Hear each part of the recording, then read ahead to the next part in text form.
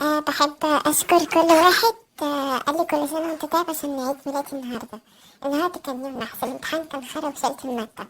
النهاردة حصل موقفين، يعني النهاردة هيبقى فيه 3 فيديوهات، 2 عن اللي حصل النهاردة وواحد بالليل إن شاء الله. أنا هحكي أول موقف، بلاش اللي حصل في اللجنة بتاع الدكتورة ده، خليه كمان شوية عشان مقرف ورجعت بسببه. أنا هحكي عن الموقف اللي رجعت بسببه برضه.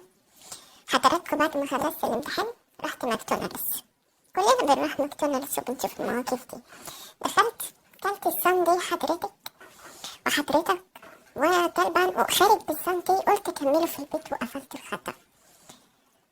وانا ماسك الساندي وبعمل كده وخارج حصل ايه حضراتكم؟ شوية اطفال. انا بحب الناس الفقراء، انا ما بحبش اقول عليهم شحاتين، انا بحبهم، دول ناس طيبين.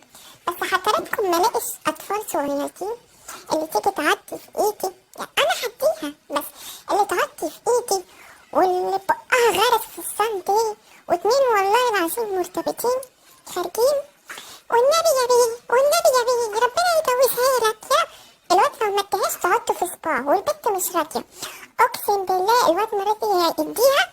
البت عدت صاحبته في امبولتها والمصحف عدتها في الامبوله، البت قعدت تصوت وجريت وبتاع، لقيتها جايه عليا بتضحكني، انا مش هتعدي في الامبوله انا.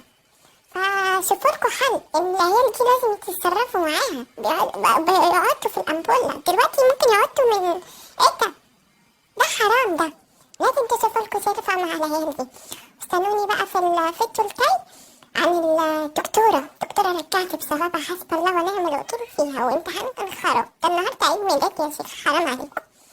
يلا بقى امشوا، دي اوضة اخواتي، غيرت الديكور بقى. يلا هبعتلكوا في الفيديو اللي جاي.